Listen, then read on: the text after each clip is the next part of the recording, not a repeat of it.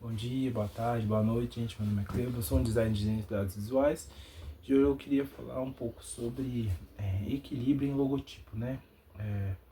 Andando pela internet, né, se você passar ali um tempo no Instagram, você vai perceber que tem muitas pessoas que eles sugerem alguns métodos para você conseguir alcançar um equilíbrio ali na versão vertical, né? E esses métodos são os mais variados, mas honestamente eu acho que grande parte desses métodos eles funcionam e eu venho aqui não é simplesmente para te oferecer mais um método. Se você já conhece algum, se tem um que você utilize e funciona, a minha recomendação é que você continue com esse método.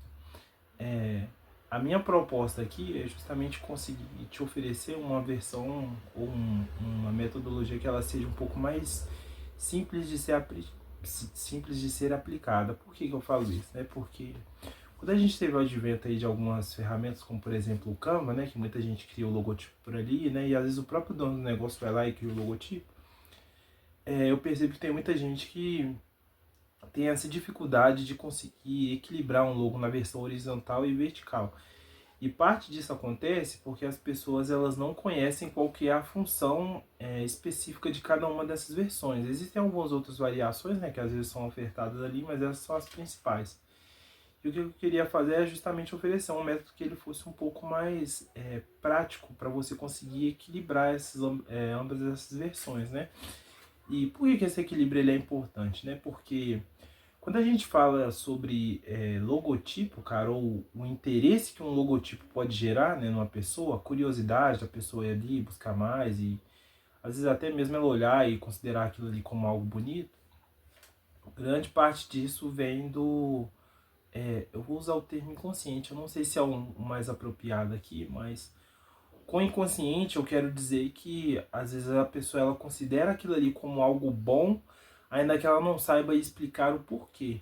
E isso acontece muito quando a gente está falando sobre logotipos, né? Mas geralmente quando isso acontece, existe um designer que pensou nos detalhes ali por trás, né? Então, o que eu quero é justamente te ensinar como você faz esse equilíbrio, como que você pode deixar o seu logotipo mais interessante, né? Ou fazer com que ele gere mais interesse no seu potencial cliente e explicar isso usando as duas versões principais, né? Que é a horizontal e a versão vertical. Mas começando da versão horizontal, existem pelo menos duas funções principais aí em ambas as versões, né? Na versão horizontal, uma das funções dela é enfatizar muito mais o nome. Ela não é a função principal, mas ela é uma das. E o que eu quero dizer com enfatizar o nome, né? Quando a gente pega na versão horizontal, você vai ver que na maior parte dos casos, principalmente se você pegar aí as marcas bem-sucedidas, ou as marcas que são mais memoráveis, você vai perceber que geralmente o texto, né, o nome da marca na versão horizontal, ele fica maior do que o símbolo. E nesse sentido, cara, quando a gente para observar isso, você vai ter que prestar atenção em duas coisas. Primeiro, no nome da sua marca e em segundo lugar, a tipografia que você escolhe. Começando aqui da questão da tipografia, né? Se a versão horizontal ela serve para enfatizar o nome da marca e a sua tipografia for ruim, já é um ponto a menos para a sua marca. Então, você precisa ter um cuidado muito específico para selecionar o tipo que vai ser utilizado nessa marca, né, a percepção que quer ser gerada e tudo. Eu não quero me estender muito nisso aqui, eu escrevi um texto sobre isso, eu vou deixar o link aqui na descrição, né, como que você faz melhores escolhas tipográficas, né, como que você alinha a sua autoridade, como que você alinha o seu conhecimento a tipo, né, ou a voz da sua marca a um tipo, né, a uma fonte específica. Eu vou deixar o link aqui, aí se você quiser você dá uma olhada lá. Mas segundo é a questão do nome também, né? É interessante que você tenha um nome apropriado. Eu não sou um profissional de brand, né? Então não tem como eu estender muito aqui. Mas uma das recomendações que essas pessoas dão é que o nome ele não seja muito largo. Eu sei que assim, esse é um princípio que ele funciona, mas ainda assim existem marcas que possuem nomes muito longos. Nesses casos em específicos, né, eu vou dar uma solução aqui também, né? Vou propor uma solução, talvez não funcione no seu caso, mas na maior parte dos casos, pelo menos em que eu trabalhei, isso especificamente funciona. Mas uma outra função, e essa é a função principal de uma versão horizontal, é que ele funciona em layouts mais alongados. Então, quando a gente pensa, por exemplo, num banner, quando a gente pensa num cabeçalho, se você pensar até mesmo numa faixa, né, que algumas marcas vão dispor ali o seu logotipo nessas faixas e tudo, faz muito mais sentido essa versão horizontal. E aí você vai começar a notar, cara, que essas versões elas não existem à toa, elas existem para cumprir propósitos distintos dentro do contexto de uma marca, né? Então, tipos diferentes de impressões, esses usos vão ser mais favorecidos, né? Um em um e outros em outros casos, né? Mas dentro dessa função principal, né, qual que é o método que eu ofereço, né? Ou o que eu proponho, na verdade, né? Eu acredito que o mais apropriado, e eu vou até deixar aqui um link do artigo, né? Esse artigo eu li ele há algum tempo e eu acabei utilizando ele múltiplas vezes como referência, sempre quando eu vou falar sobre esse equilíbrio vertical e horizontal de logos. Mas da mesma forma que esse artigo ele coloca, eu concordo com o que o autor ele coloca ali, é que a versão horizontal ela deve caber dentro de um retângulo. Então você pensa ali no símbolo e o nome, de alguma forma eles têm que formar um retângulo, né? E aqui do lado vocês vão estar vendo a imagem. E talvez em alguns casos sejam mais difíceis, né? Como eu disse lá em relação ao name, né? Relacionado à brand, né? Quando você tem um nome mais curto, é mais fácil você alcançar esse equilíbrio. Mas nos casos que você tem muitos caracteres, fica mais fácil você conseguir encaixar isso dentro de um retângulo se você definir uma hierarquia apropriada. Até mesmo algumas marcas grandes elas acabam cometendo esse erro, né? No artigo lá ele cita, por exemplo, o caso do marketplace do Google, né? Que tinha um nome muito largo, né? E eles não definiam essa hierarquia de uma maneira apropriada e acaba sendo muito difícil você dispor esse logotipo de uma maneira apropriada. Mas nos casos quando você tem muitas letras, né, um nome muito extenso, o que você faz? Você precisa definir claramente o que é o nome da marca, ou qual que é o principal nome da marca, e o que é o produto oferecido. Então, se a gente pega esse exemplo aqui, no caso que eu estou dispondo aqui do lado, você vai perceber que, mesmo que esse nome seja muito extenso, é nítido que o nome da marca ali é Família Ferreira, e embaixo ali a gente vai colocar o que eles oferecem. E por que é interessante você falar isso?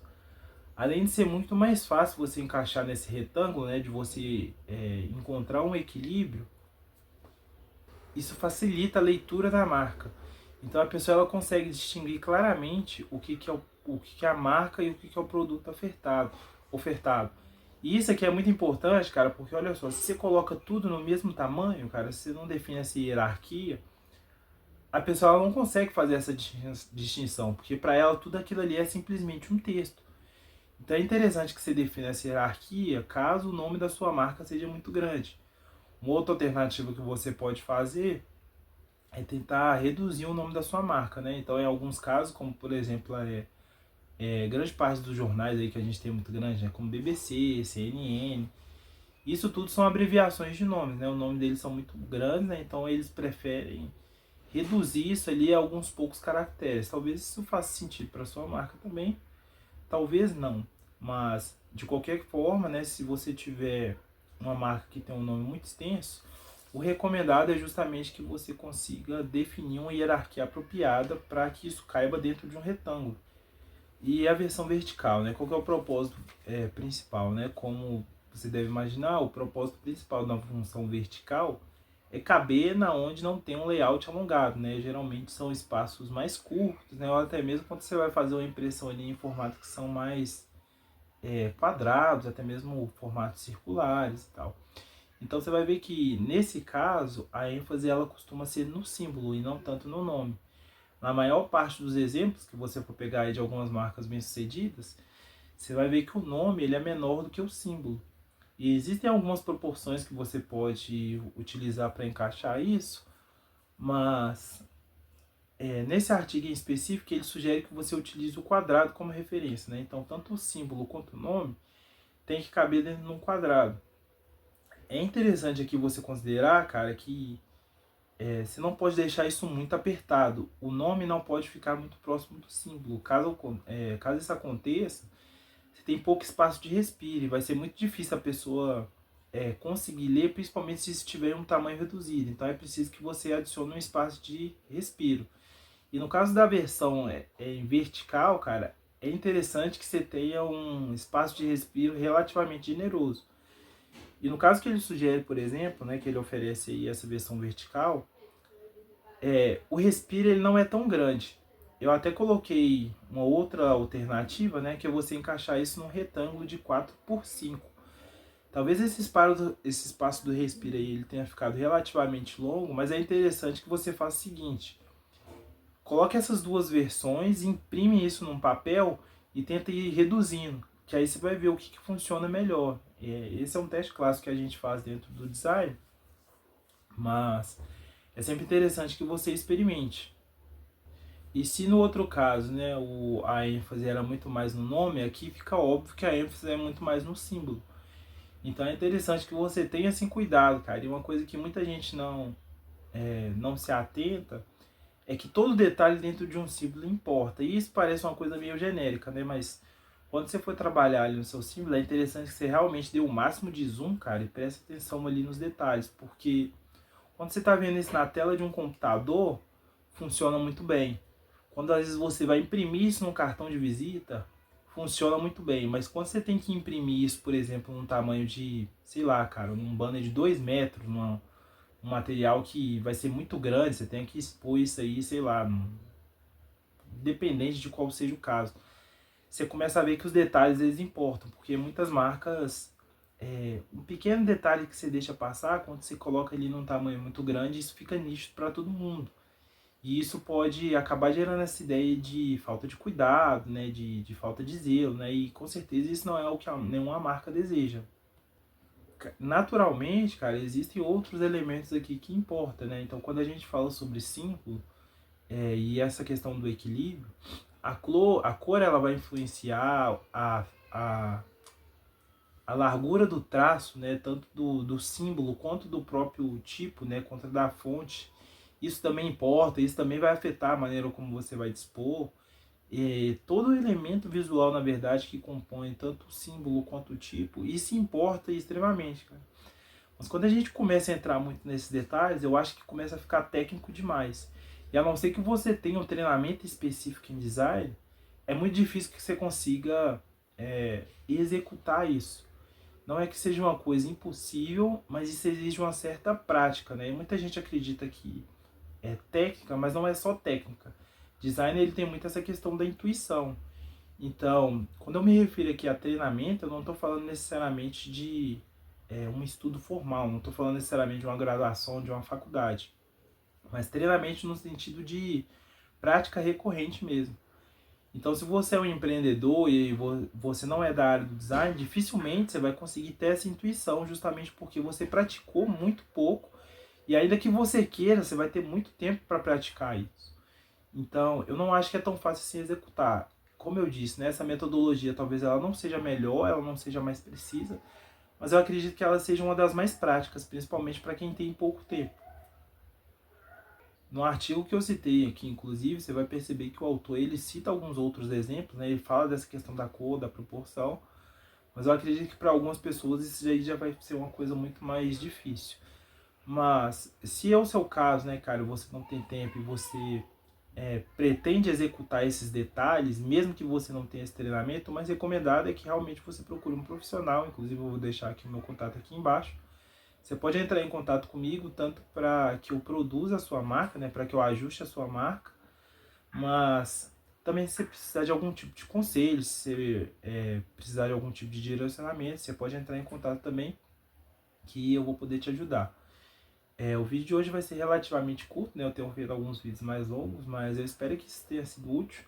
Talvez algum detalhe aqui que eu tenha esquecido que seja importante, né? E se você percebeu, né? Comenta aí embaixo, eu quero saber também. Me diz também se acha que essa técnica é útil, se ainda assim ela é complexa demais, né? Para quem não tem um treinamento específico em design. E considere também, né? Talvez você não seja o seu caso, mas você conhece alguém que esse material talvez seja útil. E aí você pode mandar também o link para ele, né? Talvez isso ajude a pessoa ali no cotidiano. É isso aí, galera. Espero vocês no próximo vídeo.